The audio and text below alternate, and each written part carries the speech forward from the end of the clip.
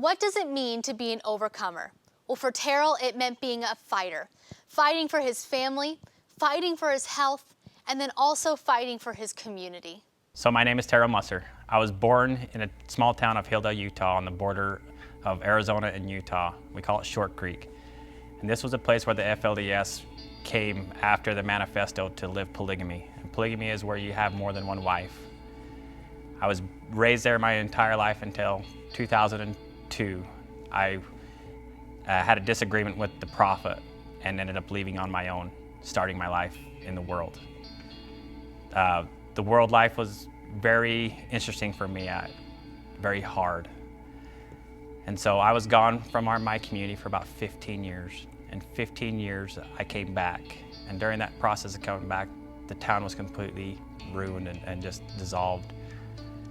And at that time, I was really sick. And so I really came home to die, but coming home gave me a purpose, and purpose kind of saved my life through this process of coming home to rebuild the town that I loved so much. And during that time, there was no parks. There wasn't any community centers. There wasn't any schools. There wasn't any representation in the cities. There wasn't any representation in any of our police or fire departments or districts. And so that process, I decided we were gonna do something with our children, my children. I didn't want them to be raised without any of this stuff that I felt like that they had the rights to have. And through this process of coming home, we rebuilt the entire town. And there was a lot of interesting moments through this process and great relationships that we built. And the Short Creek Dream Center is one of them that showed up and said, we would love to help. How can we help? Where do you need us? And that really opened up the door for so many things to happen, so many service projects, so many things that were hurting that we, the people, couldn't fix, but if we had someone come in and help us, they could help us fix this, help us fix ourselves, help ourselves fix ourselves. Because we, the people out there, kind of ruined our own town. We, the people, did this to ourselves, whether we did it knowingly or unknowingly. And it was going to take us all coming back together to fix it, to make it whole. And my family, I grew up with 48 brothers and sisters. I had the best childhood ever growing up. The religion that most of the people hear about the FLDS is not the religion I was raised in. I don't recognize it. It's completely something different. The religion I was raised in was very about the people, very family-oriented, very community-oriented. And the religion they talk about was very divide and conquer. I mean, I have family all over the United States now. And we showed up in 1923 out in Short Creek. Warren Jeff was in power for 6 years. And so he doesn't get to define us. He is part of the story, but he doesn't get to define us anymore. We, the people, get to take a stand and say, this is our narrative. This is our story. This is our town. What do we want? How do we want to grow? Where do we want to go? And so I started having conversations with the people. You matter. Your voice matters. We need you. The people that haven't talked, the people that didn't share anything, that's the people we need. And so we started an organization called the Short Creek Community Alliance. It was we, the people, from Apple Valley to Fredonia. What do we want to see in this valley? We started building bridges and networking and creating community again. When Warren was in power, he took away the 4th of July. He took away the celebrations. And when I grew up, we didn't grow up with TVs. We didn't grow up with hardly any celebrations. I never celebrated Christmas until I left the religion. I remember being 18 years old, celebrating my first Christmas, wondering what I was doing. But those are the things that we didn't ever do. But we celebrated 4th of July. We celebrated Harvest Fest. We celebrated New Year's. But during that time when Warren came in, he took all that away. And so when we first moved home, we're like, how can we create community events that we love? How can we bring this back to the people, the spirit of we the people? And so we, the people, got together and fixed an 8-acre park called Cottonwood Park. And we did 22 semi-loads of turf of we the people that came and laid that. We the people built that park. It wasn't the city, it wasn't the town, but we the people. And so that's the spirit out there of us coming back together and rebuilding our town with the help of people like the Short Creek Dream Center and the food bank out there. Those are the things that help us help ourselves stand up. And the Short Creek Dream Center just says, I want to do it side by side. Another thing to add during the process of coming home and rebuilding our cities, then we the people got together because our city was so corrupt and our voting system was so out of balance. And so we, the people, had to go through and clean up all the voter registration. At this time, I was so sick.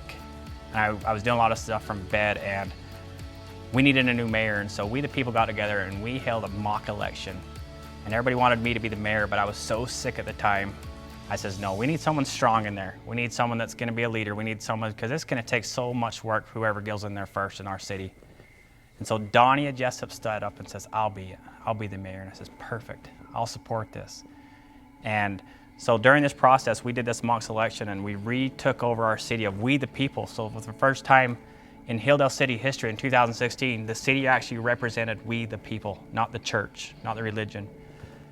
And through that process of me continually working in the backgrounds and the scenes and helping the elected officials and the cities and the feds and the governments, I was kind of the network for everybody at this time. But a year ago, I decided to run for city office myself. My health has improved enough to where I felt comfortable enough. And so this last fall, in November, I was elected to Hilldale City Council. I'm the youngest council member, and I have received the most votes Hilldale's ever received. And so now I sit on that council to even do more work that I can do from there to help rebuild our beautiful community, because it is. We live on the backside of Zion's. It's like a mini Sedona up there. It is the most beautiful area in the world. And if we don't stand up and control the narrative, we're gonna lose that to the outside, because it's so beautiful, it's gonna come. So we need to stand up and say, how's that gonna come and how do we want that to look? Because we gotta stand up and control that finally. Well, today I have the incredible honor of interviewing Terrill Musser. Thanks for being here. Absolutely, it's my honor. Thank you so much for having us down here. Well, I haven't been more excited for an interview ever. And I've heard snippets of your story, but I've never heard your story from you. So, Terrill, tell me about your life and your experiences in the Short Creek community. So I was born in a little town called Hilldale, Utah, and it's at the very top of Arizona and the very bottom of Utah, the little border town. We called it Short Creek. And I always tell people, you don't want to hear my story of growing up because it was so wonderful. I had such a wonderful life growing up. But I was born with a disease called Milroy's. And I had a sister that was born with the same disease in this small town, and she ended up passing away. And my mom learned a lot about her through this disease, and so she really treated me differently. She never told me I was sick. She never told me I was anything but a healthy young boy and to go play and have a great life. And at that time, in the early 90s and late 80s, Colorado City and Hilldale was a beautiful place to live. You had sports, you had schooling, you had football, you had all types of stuff. And it was a great place to grow up as a child. And slowly the religion started changing. Oh. And so if you guys don't know, we believe in polygamy. The FLDS, they call us. And that's where we believe in more than one wife. And during this time, it was a very good time growing up with the prophet we had. And he really stayed out of it. He was in Salt Lake all the time. And so the town really flourished at this time. It's a beautiful place. A lot of people would come and see it. We were really self-sufficient people. But during the time, the prophet's son named Warren Jeffs kind of started taking control. Okay. Slowly. In 1998, Roland Jeffs had a stroke. And so his son Warren kind of put himself in this, says, I'm just helping Father. I'm just here to help Father in the church. I'm just writing letters for Father. And he started slowly taking over the control of the leadership of the priesthood, the church. And when Uncle Roland passed away, then he had all the top leadership of the church kind of swear allegiance to him, and he kind of took over in a very, very sneaky, slow way where we all felt like that was the true calling of God, you know. And where we came from, you don't question God or the prophet. God and prophet do no wrong, so you don't question them. And so to question Warren, why, you know, how did you get your authority? You'd instantly get kicked out. Whoa. And growing up, we never kicked people out. And so at 17, Uncle Roland has just died. Warren's the new prophet. And he's asked all the elders to come in and swear allegiance to him, to get on a knee and swear that he is the one true prophet. Wow. The mouthpiece of God. And when I got up there, I just couldn't do it. I couldn't get on a knee and swear allegiance to a man. Because the religion I was raised in and the books I read, you don't do that. You swear allegiance to God or Christ, or that's your allegiance. Right. But the man is the sole guide to the people, no more, no less. He's just like you and I. In fact, he just has more responsibilities because he's in charge of the souls. Yeah. But he's not your financial advisor. He doesn't tell you what car to get, and he doesn't have to do all this stuff. And Uncle Warren was. You couldn't go buy a car. You couldn't dress the way you wanted to. You couldn't do the hair that you wanted. You had to do everything his way. And so when I told him, I'm not going to swear allegiance to you. I'm not going to get on a knee. And he says, well, I'm your only way through to salvation. And I says, well, that sure shoots out of the Jesus Christ theory I was taught my entire life, because he's my way to salvation. He's how I'm going. He's my guide. And it really frustrated him. And so he got really mad and started yelling at me. And I says, you know what? I'm going to leave anyway. I'm done. I'm 17. I'll be 18 in a few months, but I'm going. And so me and my girlfriend at that time packed up in my Blazer. And you got to realize, we never left that town. I mean, we would to go work, but we didn't know anything about the outside world. All we were told that the outside world was scary. It was going to get us. And if you left the church, you were wicked. You were going to be unsuccessful. You were going to be miserable. You were just going to go cause problems. And so I left on a snowy December night in my Blazer and left to St. George. I didn't have any family. I didn't have anywhere to go. I was homeless. But I couldn't be in the religion or the town that I grew up in anymore because of the changes. And so during that time, I didn't know what to do. It was scary. I mean, you got to realize I was 17. My girlfriend was 18. We were pregnant. Wow. Homeless. I could build you $1 million house, but I couldn't balance a check account. I could grow you a garden, but I didn't know how to go to the grocery store. And so to me, I felt so broken. But I never realized how much talent I was taught in that town. I was taught so much things, how to build and how to use my hands and how to use my head. But they told me I was broken. Wow. And it took a lot of years to recover all that. But during this time, I would always go to the hospital because of my disease. I'd go to the hospital about every 6 months and just spend a month in the hospital. I thought every kid in America did this. I just thought it was normal. Yeah. And the doctors always says, you need to get a different job. You can't be in this manual stuff. And in our religion, if you couldn't work, you were worthless. Oh my goodness. And if you couldn't work 80 hours a week when you were a little kid, you couldn't cut it. When you're a kid? When you were a kid. I was 14 years old driving a semi-truck down to Barstow, California, delivering hay twice a week. Wow. I didn't have a CDL, but that was the requirements of growing up. You grew up fast, and you grew up how to build. You were industrious. You got to realize that Hilldale and Colorado City built St. George, Hurricane, Laverican, Kanab, and all these towns. The blood, sweat, and tears of our people. We were the most industrial people because of how we were raised. Wow. So, Terrill, you left, and you came back. So I was gone for 15 years, and that's a crazy story because I tell people, growing up at home was amazing. When I left, life got hard. I didn't know anything. The world wasn't ready for a kid like me, and I wasn't ready for the world because I wasn't taught anything. I didn't know what a utility bill was. I didn't know what rent was. I didn't know what power was. I didn't know any of that. Yeah. And so leaving was a difficult thing, and just slowly had to pick ourselves up. And when I left, there was nobody from the religion out yet, what we call it. I was one of the first to leave, and so there wasn't any support like there is today. Yeah. And so I was gone for 15 years, and I ended up homeless in St. George after all my experiences for that 15 years. Wow.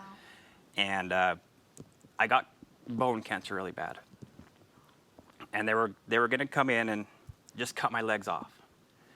And I had lost my business in Ogden because I was so sick. And I wouldn't tell anybody because I was so afraid of losing everything again, because I lost everything when I left the creek. Yeah. And I was like, I'm not going to lose it again. And I ended up just losing it all, losing my business, losing all that stuff because I was so sick. And I ended up moving back to St. George, hoping that the weather and my doctors could help me. And through that process, I even got sicker, and I lost my job down there. And I was so just depressed. I mean, my life was over. I couldn't believe I was so angry at God. I was angry at myself, and I couldn't figure out why. What's the point? If all the pain, there's nothing to get out of it, and you just lose everything. And through this process of losing my home, losing everything, losing our friends, losing our van, losing everything, and we ended up in a garage. And my wife's pregnant. She's on bed rest. And I can't walk, and I can't do anything. And we says, you know what? What do we want to do with our life? What are we going to do? We're accountable for us, where we are. So if we are, what do we need to do? Not what does God need to do? What do we need to do? Because if we help ourselves, He'll help us. Yeah. I promise He will. And so in that garage, me and my wife made a decision. You know, if we got ever out of there, we were going to do something about it. Do something different with our life. And in that garage time, I got so sick, and they were just going to amputate my legs. And they gave me about 3 months to live, and they said I'd never see my son. He was, still being carried. And one day I just woke up and I was like, Heather, take me out to home. I want to go say goodbye. I'm done. I cannot go on anymore. There's too much pain. There's too much I don't want you guys to see me just deteriorate to nothing. It's too hard. And so I had her take me out there, and I got out to the town I loved. It was everything to me. I built it. Blood, sweat, and tears, and to go out there to see the destruction that Warren Jeffs had done. Oh. The people he had hurt, all of my family, and he didn't care about them. He was from Salt Lake, and he had nothing. He never built that town. He didn't do anything but destroy it. All the businesses, all the people, and the town was empty and dead. There wasn't any kids. There wasn't any people. There wasn't anything. It was gray, dark, and just gloomy. Like, this is how I feel, Heather. This is how I feel. I had so much potential, and I had so much life, and now that's exactly how I feel. And so I drove down and went past the house that I grew up, that her grandpa originally built in 1937. We moved in 1987, and it was empty, and it was falling apart, and it was just sad. And I'm like, that house is empty. Well, if that house is empty, and we don't have a home, why don't we see if we can get this? Yeah. Because I was told that you could come back and claim some stuff. And so we went up to the UEP office and reached out to Bruce Wisen at the time and says, we would like to apply for a home. We're homeless. We're living in St. George. We don't have anything. And my thoughts is, if I can get Heather a home to get out here, I can die and she can have a base to raise our children. I can give her something out of all the misery of my life. And so through that process, it took about 4 months in that garage and to get all the paperwork and all the process done to get that home. And during that time, the FLDS went in that home and took everything out of it. There wasn't a light bulb, there wasn't a toilet, there wasn't anything that wasn't glued down or screwed down. They stripped the whole thing. There wasn't a light bulb, toilet roll holders. But to me and Heather, it was the greatest blessing. We're out of a garage. This is amazing. This is a big deal. This is everything. And it's a cold December. It's the coldest down in our record. We're getting snow. There's no heater in that house. There's no stoves. They've taken everything. Oh, my goodness. And at that time, she had to carry me everywhere I went. I couldn't walk. I couldn't move. And so we set up one room in our house, and she put a heater in there, and she'd just take care of me all the time. And during the process of coming home, I just refound my purpose. What I did is I went to the city to turn my utilities on. They wouldn't. And I'm like, this is my town. I built this. You're denying me? Yeah. No way.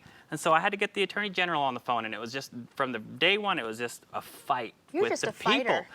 And so through this process, I started going after the city. I'm like, what can we do to change the city? This city does not represent the people. Nothing represents. And at the time, we had a big park called Cottonwood Park. It was completely dead. Well, I got to back up a little bit before we go there. So 2014, I moved home. 2015, we're getting on, and all of a sudden that big flood hits. Kills 14 people in Colorado City and Short Creek, the Hilldale area. There's 22 people dead between Zions, Hilldale, and down further in Beaver Dam. And when people ask when Short Creek changes, you can always go back to the flood. That was a defining moment. Wow. And so what I did is, most of those were my family, my cousins, and they wouldn't let us help. They wouldn't let us do anything. And so I started a search and rescue info page, and I started calling Walmart, I started calling Costco, and I started calling rescue, and I started calling the National Guard, and I just started calling anybody I could to help because nobody was doing anything. And the people at the time, you got to realize this is still FLDS ran. The police department, the fire department. I mean, back when I first moved at home, you didn't call 911. It was too scary. You called the county or the sheriff, but you never called them because it was all FLDS ran. Wow. And it was scary. I tell people in 2015-16, it was the most lawless town in America. You had 14 different prophets fighting over the people, everybody fighting over the land, and it was just, and there was no law. And it was the craziest thing. You tell people about this, and they're like, where? In America? Yeah. I'm like, yeah, just right here, 30 minutes out of St. George. Backyard. It's crazy. Yeah. And nobody knew about this. And so Heather and I, how can we get the world to understand what's going on? How can we get everybody involved? Because this isn't who we are. Everything got hijacked. Yeah. But we created this mess. We, the people out there, created all this big mess. It wasn't just one person. We put Warren on that pedestal. All of us did. And so it's going to take all of us coming together to fix it. And we can't blame it on one person because, like it or not, he's doing exactly what he wanted, to divide and conquer. And so coming home was a very hard decision to make for me personally because I was told I was never going to come home. My mom says to never come home. But to come home, it was just everything to me. And it gave me so much purpose to fight for my city and the family and everything I loved. Yes. Because I felt like I got robbed, and I was like, no more. Terrill, what I love about your story is people sometimes when they face adversity, they just give up. Yeah, we're in a garage. The doctor's given me 3 months. My wife is pregnant. I'm just going to give up. Yeah. And you didn't. You have been a fighter from day one. You go home and not just fight for your family, not just fight for your health, but then you start fighting for your home to get back, and then you start fighting for the community. I mean, you are just a fighter. And so now you're involved with the Short Creek Dream Center, and you're fighting for people on a daily basis and helping them. Tell us about that. So the Short Creek Dream Center was one of the biggest blessings that changed my life out there. You got to realize we were doing all this stuff alone with very little support from anybody. And there was an organization that reached out and says, we want to help. Wow. We care. We don't want to do it for you. We don't want to come save you. But can we come walk hand in hand, side by side, and help you guys where you need help? And the Short Creek Dream Center came to town, and it was the biggest blessing because those are the guys that helped rebuild the park. Those are the guys that gave the rest of the town the courage to stand up when they couldn't. I got you. I'll come and do this work for you until you guys have the courage to come and do this for you. Wow. And they proxied that, and they cared about it. And it wasn't like a lot of the groups that came through town, because there was a lot of fly-by-night groups that came through that area. There's a lot of different people. But these guys says, no, we're here to stay. Wow. How can we be involved? How do we not do this for you, but how can we come and help inspire you? How can we help lead by example? How can we come and help or help fix the hurt that you're feeling?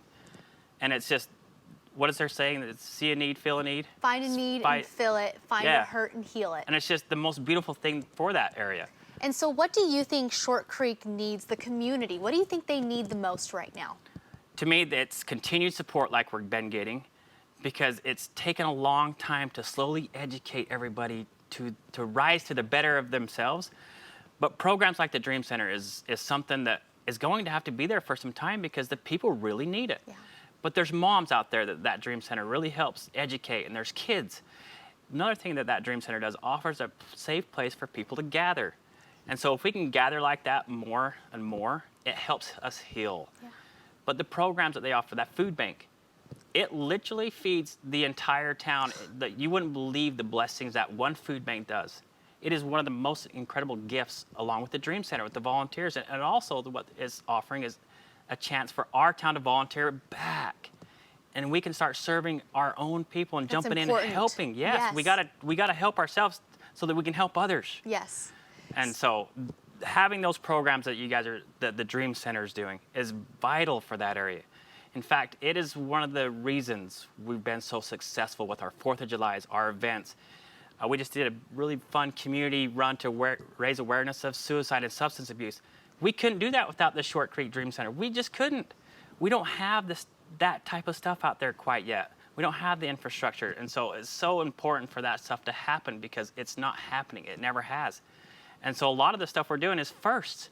It's first for us out there to ever see it. The first trunk or treat was in 2015, and it was crazy. And if we didn't have support from the Short Creek Dream Center, we couldn't do it. Well, Terrill, you are the forerunner. You were there before the Short Creek Dream Center was there, and you were making a way when there was no way. So thank you for fighting before anybody else did and taking care of people, and we're just so grateful for you and your story. One last word to anybody who's watching about overcoming. You can do anything. What would you say to them? I would say go inwards. Go inwards to go outwards, but to overcome anything, we have to have an honest conversation with ourselves. We all know inside what we need to do, whether it's health, whether it's relationship, but our inner knowing, if we trust ourselves, it'll tell us what we need to do. A lot of us to have the courage to stand up and do the things we already know what we need to do, and to be a voice for others and to share your stories. But the only way we can grow is to be a little bit vulnerable, and it's a little bit scary to be vulnerable. But if we can be a little bit vulnerable, we can share and we can grow. And sharing your story can unlock someone else's story. Sharing a story can give them permission. Oh, I can do that. I can have the courage to have a voice. All of our voices are so important. We all matter so much, and there's so much more that connects us than separates us in this world. We're taught to look at what separates, but I promise if we look, there's more things that connect all of us than separates us. Thank you so much, Terrill, for taking the time. I know you drove all the way down here to Phoenix just to be on set, and we just are so grateful for all that you've been doing to serve the community. It's really my honor. I love being here. I love being a part of the community. I tell people my destiny wasn't to be the biggest builder, the designer. My destiny was to go through life and get all of those hard experiences I did so I could go home and help heal my own community. I needed to just be that voice. I didn't need to do anything other than go be who I always was going to be, but to go home and do it. And so I'm grateful for that opportunity and chance to be home, because I was told I was never going to be home. And home is a privilege I will never take granted again. Yes. It matters so much that my children have a home to come home to. Thank you. Because I didn't. Thank you so much, Terrill. Well, this might be the best interview that Hope Heroes has ever had the privilege of having. Listen, if Terrill can do it, you can do it. You can be an overcomer as well, and you can fight for people who need you as well. We need you to fight for the people of the Short Creek community. Go to shortcreekdreamcenter.org to find out how you can be a fighter too.